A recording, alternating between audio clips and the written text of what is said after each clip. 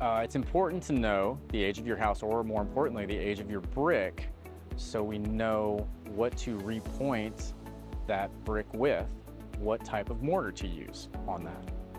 Older brick from the 1800s was lime-based, did not have a lot of Portland cement in it, if it had any cement in it. So you want to use the original type of mortar, that way you're not damaging the brick. The brick from kind of prior to 1920 was made in a way that it is more soft than today's standards. So when repointing, it's very, very important to use a softer mortar than the brick.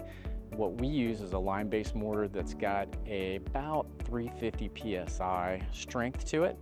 That way the mortar is the sacrificial lamb. If water gets in and anything freezes and thaws and cracks, that the mortar cracks and not the brick.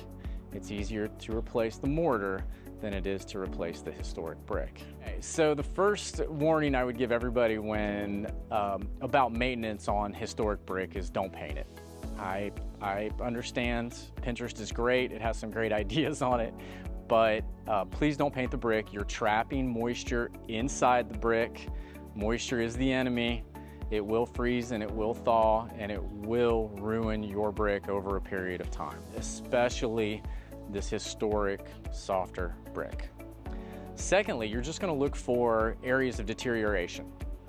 Open mortar joints that you can see where water's getting in. Cracked brick where water is getting in. If the faces of the brick have spalled off, you're going to want to keep an eye on those and either get those bricks replaced with a like brick, or at least spray a water sealing chemical on those to make sure that the water is staying out. Second thing I would do is it's not a bad idea to use a water sealant on brick. When you're going and purchasing a water sealant, make sure the water sealant is absorbed into the brick. We don't want a layer of shine or a layer of material on the exterior of the brick. You're basically doing the same thing as paint at that point and trapping the moisture in. So you want a water sealant that will absorb into the brick. It will keep the liquid out, but it will allow that brick and that mortar to breathe water vapor in and out. When cleaning the brick, it's always better to use a environmentally friendly chemical wash and low pressure.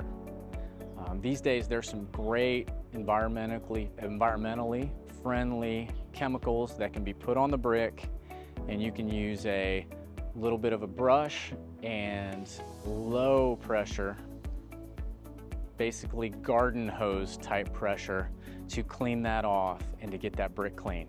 If you take your average homeowner type pressure washer with 3,200 psi and take it to the side of the brick of your historic house, you're going to potentially take the faces off the brick and remove a lot of that mortar in between the brick with that high pressure.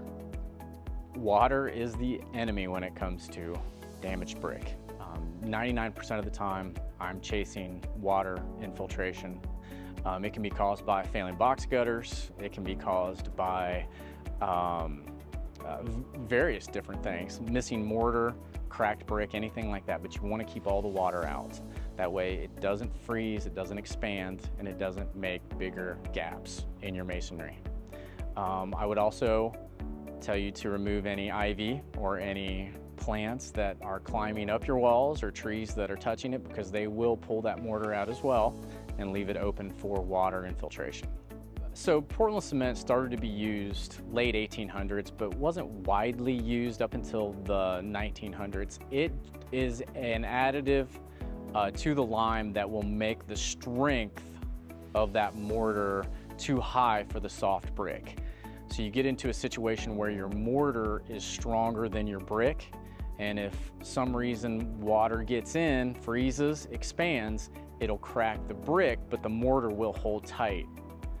you're going to have to replace brick, which in these historic houses, it's a challenge to find. So using porter would just not be appropriate. You can get up into different types of mortar if you like. We use a type O, which again is that 350 psi.